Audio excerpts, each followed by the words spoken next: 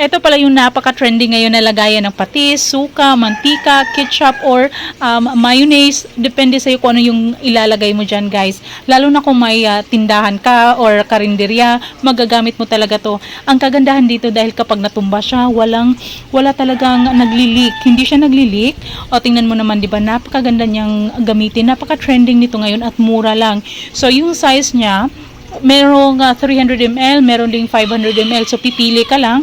Pwedeng by 3, so tatlo yung bibilin mo, or kung gusto mo 6 talaga, pwede. Mura lang din yan. So for example, tatlong 300 ml yung i-check out mo, 189 lang. O, di ba? Napakamura lang talaga.